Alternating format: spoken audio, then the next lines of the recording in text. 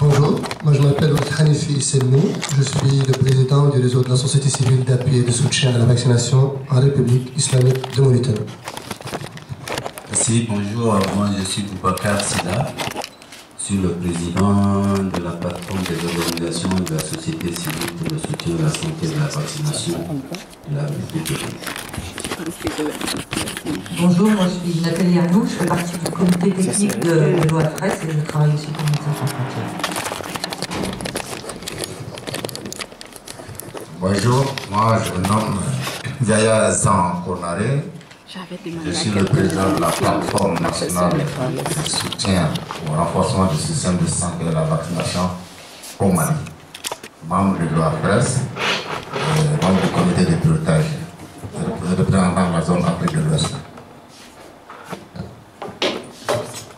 Bonjour, moi c'est Serge Laurent Diakou de la plateforme du Cameroun Provares et de la plateforme des organisations de la société civile pour la promotion de la vaccination et le renforcement du système de santé au Cameroun. D'accord. Donc, je suis Sylvestre Tiamtoré, coordonnateur du secrétariat permanent des organisations non gouvernementales et j'assure aussi un rôle technique dans la coordination de notre plateforme des organisations de la société civile de soutien à la vaccination et à l'immunisation dont nous assurons la direction avec le groupe technique d'experts. Ok. Alors, bon, si ça ne marche pas, c'est bon. Ok, merci.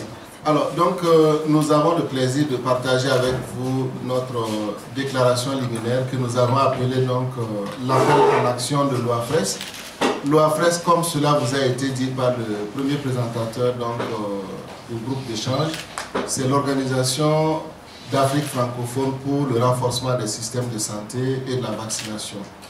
Alors, nous disons d'entrée de jeu que l'OAFRES a été lancé en septembre 2011 à Dakar, dont ici la plateforme nationale des ONG et associations de soutien à la vaccination du Burkina Faso, mise en place par le SPONG, en est donc le représentant.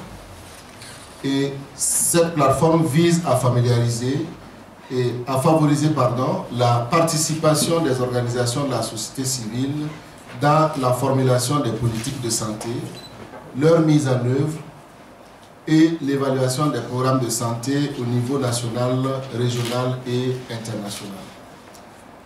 Les principaux axes d'intervention de ce réseau portent sur le renforcement de la participation des organisations de la société civile francophones dans les programmes de vaccination, la fourniture d'assistance technique aux membres OSC, le renforcement du système de santé pour répondre à une demande croissante des communautés francophones à l'accès des services de santé.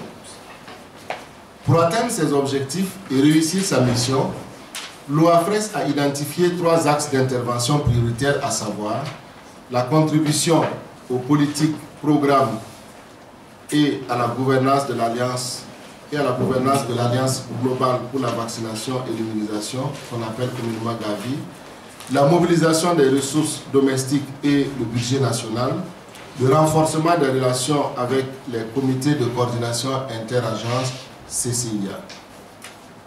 Aujourd'hui, l'OAFRES est composé de 25 organisations de la société civile nationale reparties dans 18 pays francophones, dont le Bénin, le Burkina Faso, le Burundi, le Cameroun, la RCA, le Tchad, le Congo, la Côte d'Ivoire, RDC, Gabon, Guinée, Conakry, Madagascar, Mali, Mauritanie, Niger, Sénégal, Togo et les Comores.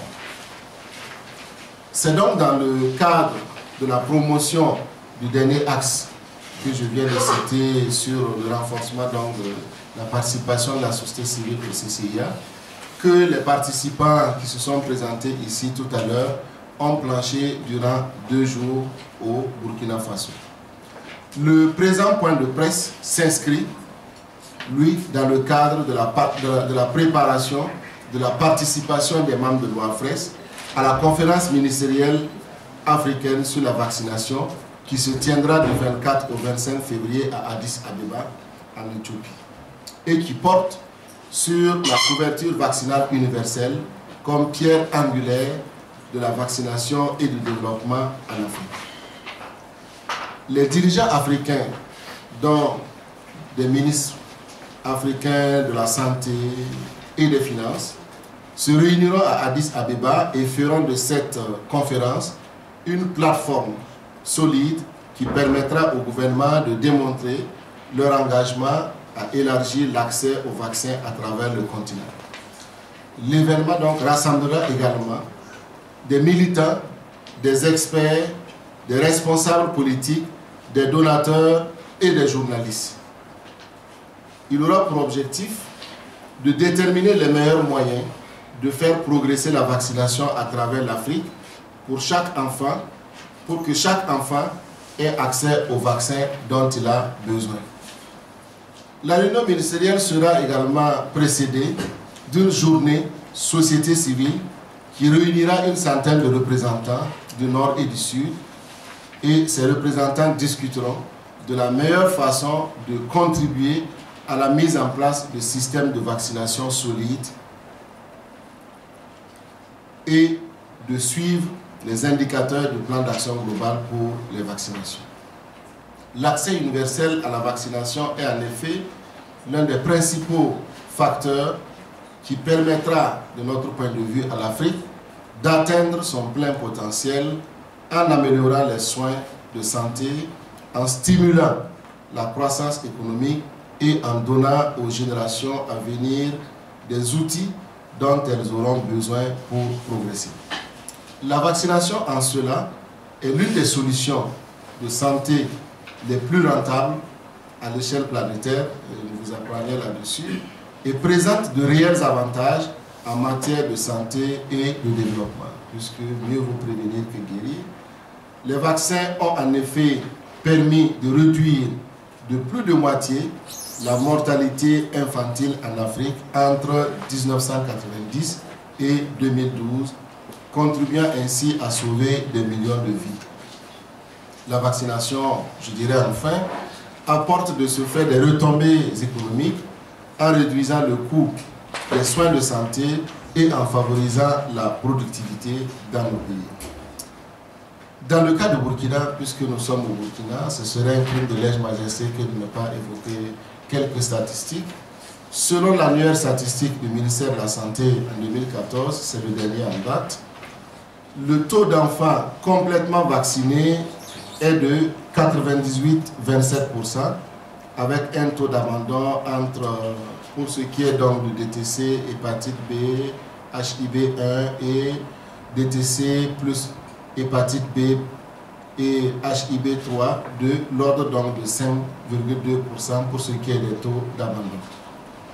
On peut dire que si ces résultats paraissent satisfaisants, il est bon de savoir que c'est une moyenne nationale et que 7 des 13 régions que compte notre pays n'atteignent pas le taux national d'enfants complètement vaccinés. Et quand on prend sur ces 7 régions, il y a au moins 4 qui ont un taux d'abandon plus élevé qui dépasse même les 3, 9 à 4%.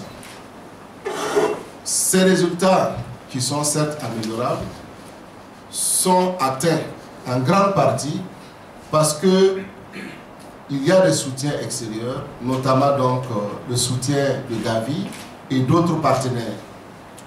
Et si l'on prend la part contributive de l'État burkinabé, à l'instar d'autres pays francophones, dans les politiques de santé en général et sur la vaccination en particulier, cette part contributive reste malheureusement très faible. Il est évident que cette situation n'est pas aussi meilleure pour les autres pays qui sont représentés ici. Et la conférence d'Addis Abeba, qui réunira donc les ministres de l'économie et des finances et les ministres de santé, aura également pour objet de plancher sur ces questions. vous pourrez vous demander donc pourquoi les ministres de la Santé, les ministres donc de l'Économie et des Finances. Mais le ministre de l'Économie et des Finances a une telle rencontre parce que dans le cadre de cette conférence, le financement de la vaccination sera un enjeu important de taille à être abordé. Les ministres également de la Santé, parce que en tant que ministre de la Santé, il reste l'acteur de mise en œuvre du programme élargi de vaccination, notamment pour ce qui concerne les vaccins traditionnels et pour l'introduction de ce qu'on appelle les nouveaux vaccins comme le PCV et le rotavirus. Et pour comprendre les grandes lignes du fonctionnement du financement de la vaccination, il faut savoir que lorsqu'on parle de l'introduction des nouveaux vaccins, cette introduction s'est faite dans de nombreux pays grâce à l'aide de l'Alliance globale pour la vaccination et l'immunisation qui subventionne en réalité l'introduction et une large partie des coûts de ces vaccins. Les gouvernants dans les pays membres de l'OAFRES versent de leur côté une contrepartie qui reste assez faible pour ces nouveaux vaccins. Quand on regarde un peu les chiffres, la contribution vaut environ 20 cents par dose que ces pays-là apportent. Et ce modèle de financement aussi, subvention-financement, fonctionne pour des pays qui sont dits éligibles, selon donc leur niveau de revenu par tête d'habitant. Et si vous atteignez donc un certain nombre de richesses au niveau de votre pays, vous sortez donc de cette éligibilité. Donc, en Afrique francophone, la grande majorité des pays sont éligibles, puisque nous sommes généralement des pays dits pauvres, et parfois même très endettés. Et certains pays, malheureusement ou heureusement, sont en train de sortir de cette éligibilité. Ils ne sont pas nombreux, on peut peut-être citer le cas de Congo-Brazza. Mais pour y sortir, il faut avoir un PIB par tête d'habitant qui dépasse les 1 581 $. Donc cette situation nous interpelle et aura un impact sur le financement de la vaccination. Donc, car les vaccins deviennent de plus en plus chers. Quand on regarde un peu la décennie passée, on voit qu'à chaque fois qu'on introduit un nouveau vaccin, le coût augmente. Et des études qui ont été faites par certains confrères de la société civile dans MSF montrent par exemple qu'entre 2001 et 2014, le coût des vaccins a été multiplié pratiquement par 68. Donc vous vous imaginez. Donc en l'espace de 13 ans, les coûts ont augmenté pratiquement 68 fois. De ce fait, la rencontre d'Addis Abeba aura pour objectif de mobiliser également la ressource nationale comme un moyen de financement de la vaccination, sachant par ailleurs qu'il reste encore un travail important de plaidoyer à réaliser pour faire baisser les prix des nouveaux vaccins. C'est donc dans ce sens que l'OAFRES, qui s'est réuni 2 jours durant, ne pouvait pas manquer l'occasion d'échanger avec vous et aussi demander à nos gouvernants, dans un premier temps, d'avoir une représentation forte à cette rencontre de haut niveau, une représentation non seulement politique, mais technique de haut niveau à cette conférence.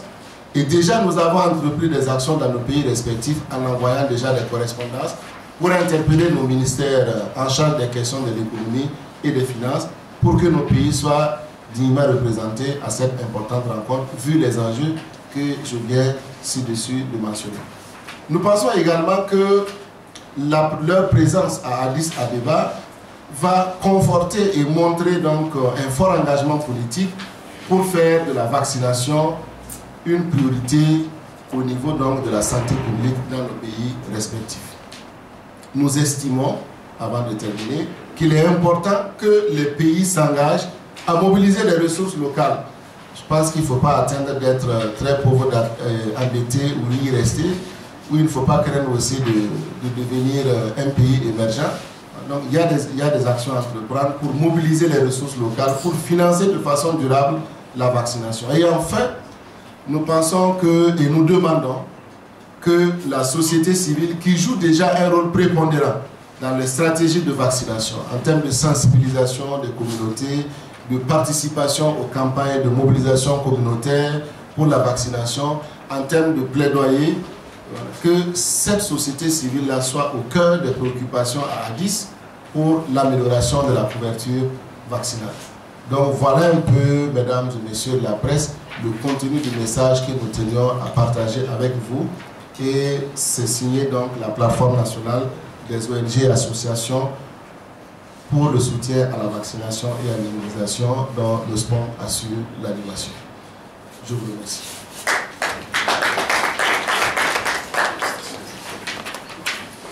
Alors, donc, je pense que vous avez le contenu de la déclaration liminaire. Je signale qu'au présidium, il n'a pas été constitué au hasard, c'est vraiment des grosses pointures de la vaccination qui m'accompagnent avec les épaules larges. Et vous avez aussi un parterre d'experts techniques sur les questions de vaccination qui pourront donc être mis à contribution si des questions vous titillaient un peu les langues. Donc sur ce, nous nous soumettons à vos questions de compréhension.